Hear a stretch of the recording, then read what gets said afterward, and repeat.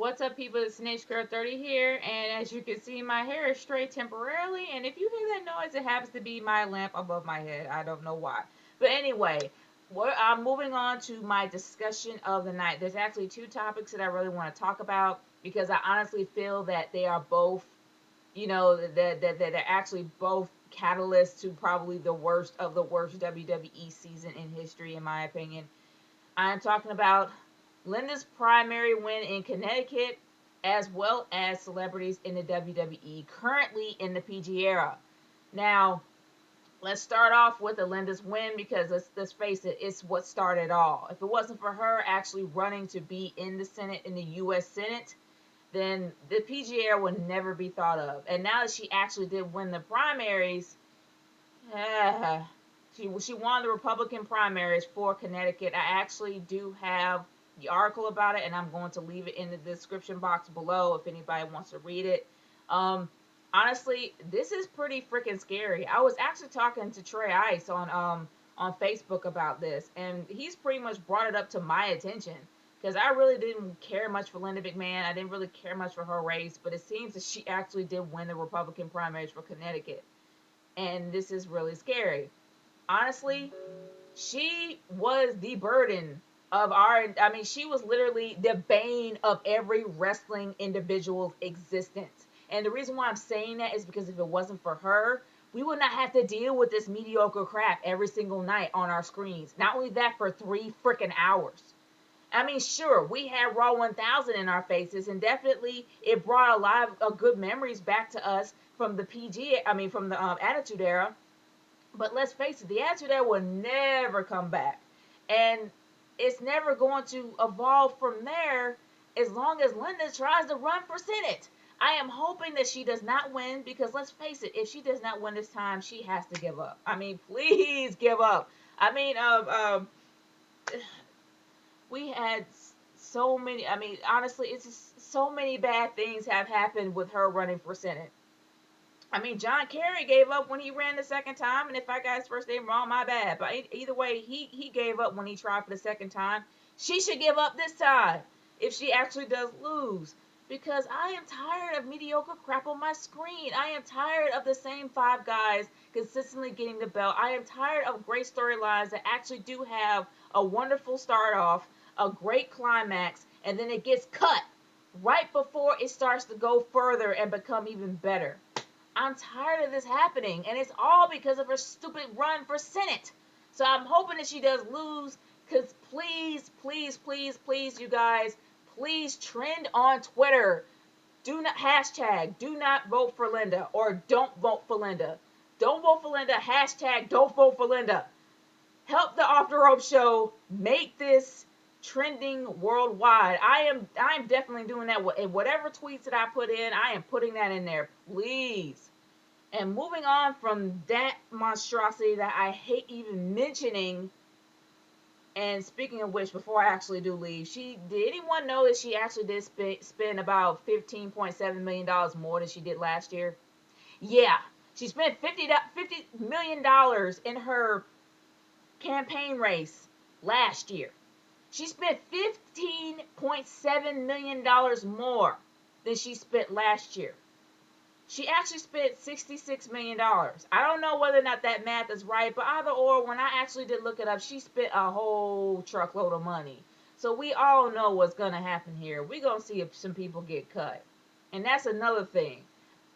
Her race is literally costing people their jobs. Like, seriously.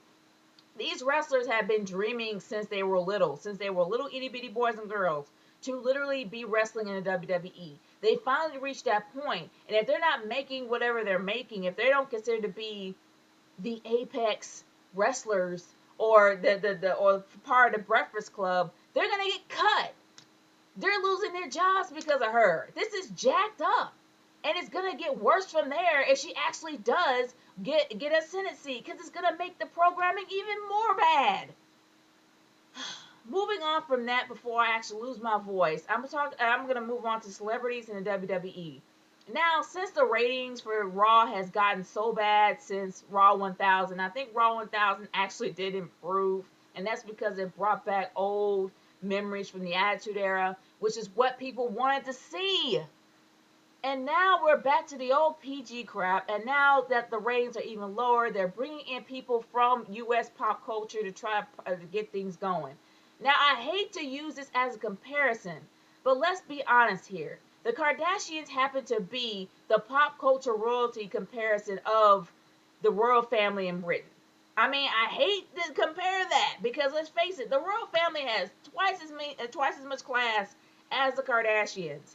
But they happen to be pop culture royalty. So, and their show happens to be a guilty pleasure. And I'm not gonna lie, I actually do watch the show on occasion. But either or, still, Khloe Kardashian is going to be the special guest, whatever. I guess the special celebrity host for Raw for next week. And I don't know why. How does Khloe Kardashian fit into this? I know she's supposed to be the toughest Kardashian girl, but still, we had Kim on there for WrestleMania, and people ignored her. So what makes you think that this is gonna work? Really? Don't get me wrong. She's a tough chick, and yeah, she probably has a little bit of toughness in her, whatever. But I guess Lamar probably keeps her in whatever. I'm not gonna go there. The thing about it is, she does not fit in Raw at all. She just doesn't fit. I don't understand why they're consistently trying to bring more pop culture into this. I know that people argue about the fact that Mike Tyson was the guy that ushered in the Attitude Era. Yes, there was a time, there was a place, there was a purpose for that. But there is absolutely no time, place, or purpose for this now.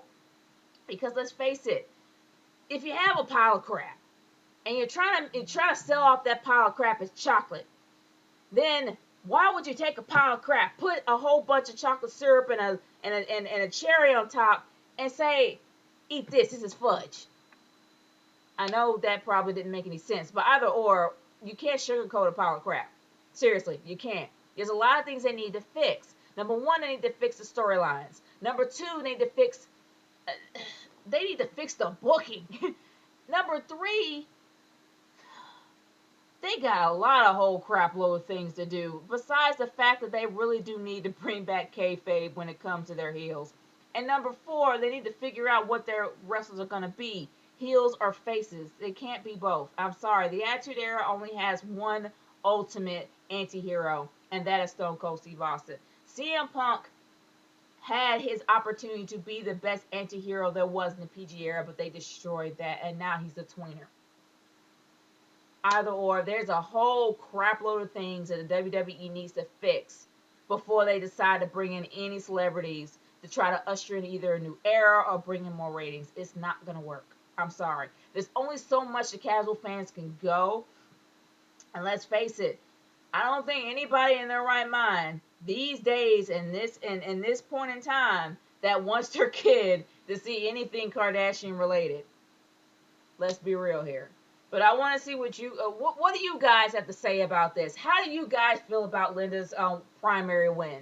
Do you think that if she actually does win a U.S. Senate seat, it's gonna spell certain doom for the WWE? And what do you think about celebrities being in the WWE period? Do you think they actually still have a purpose like Mike Tyson did during the Attitude Era? Or do you think that they are a complete waste of space and they need to disappear? Let me know in the comment section below. If you want to send me a video response, I am all for that. At this point, I am like literally sick to death of all this crap. I'm not even sure about SummerSlam. And it just seems to me that SummerSlam is going to be a waste too. And I hope not, because it's one of the big fours. And it was something I look forward to every year. So I hope they don't ruin this pay-per-view. Like seriously, I really hope they do not ruin this pay-per-view. But anyway, this is Nature Girl 30 signing off. Peace out. See you later.